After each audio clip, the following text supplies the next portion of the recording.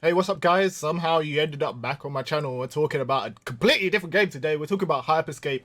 Recently, Ubisoft gave me a bunch of time with their brand new BR game just before it was released in a preview event. So I just wanted to give my opinion on it, tell you guys what's up, what is going on, what this game is all about, my thoughts. But before we get into that, let's show you some gameplay and you guys can see that and then have a little bit of context to what's going on. So enjoy.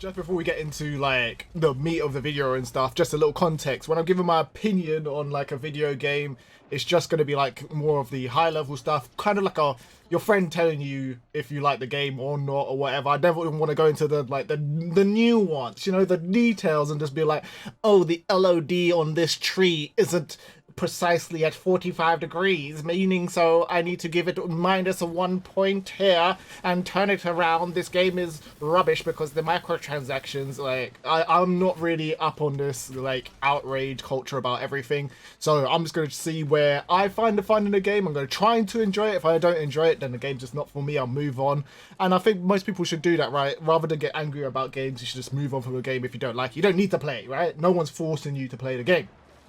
Anyway, let's get into what Hyperscape is all about. It is a BR game. It is a cyberpunk themed BR game. It is from Ubisoft and it has abilities, it's got guns, and it's got a crown that you can capture at the end to actually win the match. But I like this game simply because of the pace of it.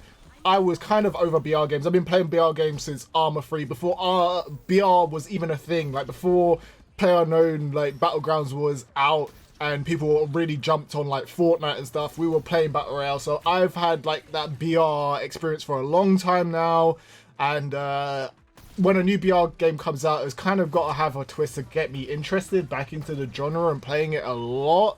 And I found myself, even though we had a short period of time to play it, I think we've had about 6 hours in total of like the preview events that we've had going on, which is enough to get a hang of the game, but not necessarily into that past the honeymoon period where you're not super excited about playing it anymore because it's not the new thing on the block. So take what I'm saying with that in mind, not with a pinch of salt, but with that in mind, just simply because I haven't had like crazy amount of time on it, so I don't know how like repetitive or what the craziness of the game is going to be if like people find like some super annoying meta or whatever.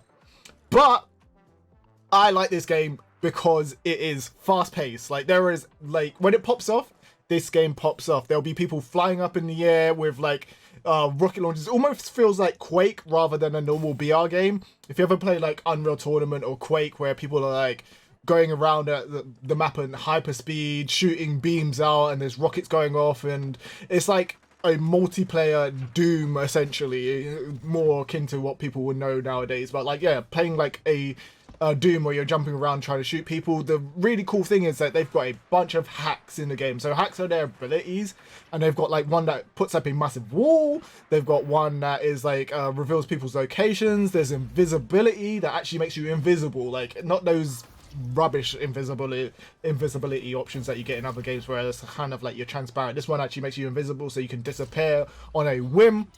You've got an armor ability that kind of makes you invulnerable, which is good for escaping. It's kind of OP, but not too OP. They've got one of my favorite ones, which is a bouncy ball, which is like I just use for like traversal and to get to the top of the roost. Because a lot of the time in this game, you end up playing on top of the rooftops or like in buildings in high up areas and stuff like that. So you need to have like some type of traversal mechanics. There are a few like pads littered around the world and stuff that you can use to kind of get around, but like having abilities on you that allow you to traverse is really good. And you can have 2 abilities on you. So with the hacks, there are 9 in total, I think, and you can have 2 active at any time, and those can be used and then they're put on cooldown. If you pick up another one of those abilities in the world, it actually refreshes the cooldown, so take that for a tip if you go out on the battlefield. But the way that I play it, I normally have like one kind of utility skill and then maybe a traversal skill. So the traversal skills are like slam, teleport, and the bouncy ball. I'm not too sure if there's another one, but yeah, I think that is actually it. Yeah, I think there's just slam, teleport, and a bouncy ball. And I like the bouncy ball because you can literally just bounce, change weapon, and it takes you out of the bouncy ball and then allows you to like shoot down and just rain down just catastrophe on people from above, and it just looks hella funny when you're in a bouncy ball. You're just there just bouncing up and down and people are like, what's gonna happen? My man's in a bouncy ball, is he gonna kill me? You know what I'm saying? I'm kind of scared of this bouncing ball, and this throws people off, innit? So yeah, they also have some really cool weapons as well. Definitely some Quake inspired ones. They've got like a weapon called the Skybreaker that shoots out this massive ball of energy and it explodes into AoE. It's kind of like a rocket launcher. They've got the Komodo that's like a plasma rifle. They've got a traditional like AR. They've got like a Magnum. They've got what else is there? There's a shotgun. There's a sniper rifle. The sniper rifle's like one shot kill to the head, but the way that the loot actually works in this game is completely different, and I think it kind of balances the VR games a bit better in terms of like you end up finding a lot more loot that you want to use rather than not, rather than having just dedicated pieces of loot, like a single piece of loot, which they do have, and a bunch of different varieties of that. They've actually got like, say, a machine gun, and if you find a duplicate version of that machine gun, you can actually upgrade it. So that's the way that you get like stronger as the match progresses, and you can do that with abilities as well, and it reduces the cooldown on their abilities. So say if you get a heal ability or the bouncy ball that I was talking about earlier, you can actually like upgrade that, and it actually makes the bouncy ball initially jump higher and the cooldown come out faster. So you can end up towards the end of the game, your playstyle kind of changes because the cooldowns kind of interact with each other a lot faster. So you can have like a teleport into like invis, or a teleport and slam, so you can get around quite quickly because the cooldowns are so short that you can actually chain them into each other, which is really cool.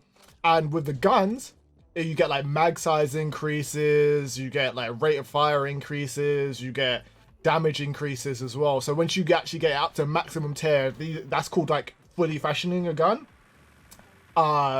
You actually get a increase or like a change to the actual weapons as well, and you actually do really want to get these fully fashioned weapons because they deal so much damage and everything like that. You can actually have weapons drop with different levels as well, so you can like get a level 2 version of that weapon right off the bat, and if you meld that with another level 2 weapon, you actually get just a straight up fully fashioned version as well. So this game is played in squads of 3. They did say that they're going to have like different modes as well, like coming soon. And you're going to be able to play in like, I don't know, hopefully you're going to be able to play in like solos or quads or duos or whatever. You know, the typical BR modes as well. I think Warzone's done a really good job of the modes that they've got in their game, and hopefully if they're good, like, you got to have like a bunch of twists in terms of game modes in BR games at the moment, because people are so used to it. So putting in all those additional modes and stuff like that is definitely what people really like to get up to. So I spoke a bit about the actual game mode towards the end of I think it's called Crown Rush. You can either, if you're like one of the last teams as well, you can either grab the crown, or you can try to eliminate everybody in the circle. Or what I do is, like, I've got my bouncy ball, I've got a bunch of mobility skills, I just try to grab the crown and just try to stay away from people. It's a bit hectic, you got like everybody in a circle chasing you down, trying to grab the crown off of you. You actually have to physically pick it up after you kill the person as well, which takes a bit of time. So it does get definitely very hectic when once it is the last circle and you need your team helping you out. One of the other dynamic things it has in this game as well is if you do die, you actually remain kind of as a ghost or a revenant, or I can't remember what they're called, like just a ghost that can run around in the match. No one can actually kill you, but you can ping locations, and if a teammate gets a kill or there is a pad around, it will drop a once you get the kill on someone, your teammate gets a kill on someone, it will drop a pad that you can actually res your teammate back into the game, and that takes a little bit of time, and you can do that unlimited times on repeat, as long as your teammate's getting kills and the pad is secure. I've never found it being like super broken or like imbalanced or anything.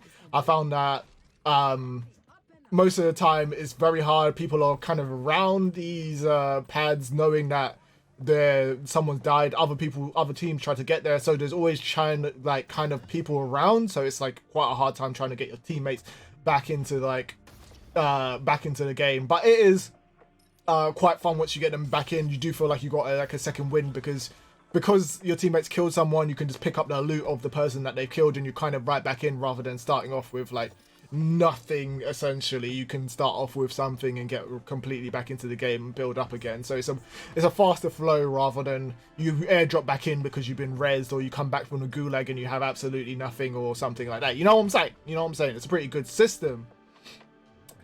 I don't know how much longevity this game will have, because the BR ecosystem is very much like competitive at the moment and saturated, but I feel like because people have access to it and it's going to be there, it's going to find hopefully a crowd. And I think because it's kind of different enough and kind of like a more, I feel like a lighter hearted version, more exciting to watch, because people are bouncing around and just crazy stuff is happening. It could find an audience in there. It's not as sweaty as some of the other ones, or like the more military shooter ones. There isn't vehicles like just going around everywhere and just that stuff happening. So I feel like people will like it that way. So yeah, in general, I really like the game. It's super fun. I like the fast-paced nature of it. I don't know how it's going to compete in a world with all these other BR games, or even if it really necessarily needs to, but I enjoyed it. I would recommend that you try it out for a couple of hours and see if you like it or not, or if it's up your street. If you like BR games and you like a more fast-paced one like Quake or Unreal Tournament, I think you'll definitely like this. On a side note as well, something that I left out from the front end of the video is that it actually has like some crazy like Twitch integration stuff. So there's like events that can be triggered by viewers, and there's a bunch of like revenue stuff that happens for like streamers and stuff. So if you are a streamer that might be like of interest to you, you can like stream and earn a bit more money by the bits spent on. There is actually a really cool part where it's like, I think if you're a viewer and you watch, you actually earn stuff for your battle pass, so you can unlock and grind your battle pass by watching streams and stuff like that, so you can have it on in the background, or be chilling when you're not actually playing a game, or if you're at work and you just have it on in the background of stream, and you could be earning stuff for your battle pass to unlock stuff, which is pretty cool. The game's gonna have a battle pass. It's a shooter in like 2020. They all have battle passes that you can earn like cosmetics and stuff like that. I think you can earn like drop pods and all that goodness. For the map design, I forgot to say, it's quite actually like big. It's split up into areas. It's mostly an urban like setting. There's a bunch of different drop points that you can drop out. The ones that are highlighted in orange on the map once you drop down at the very beginning are the points of interest, and they have like chances to have like fully fashioned weapons in there. So just keep that in mind if you are going to jump into a game that there's different locations and they give you different types of loot. Anyway, guys, thanks for watching through that video. I hope you enjoyed it. I hope you enjoyed the gameplay and everything that was going on in the video and stuff like that, and all of my chit-chatterooing about everything. Don't forget to leave a like on the video and subscribe to my channel, and I'll catch you guys later. Peace out.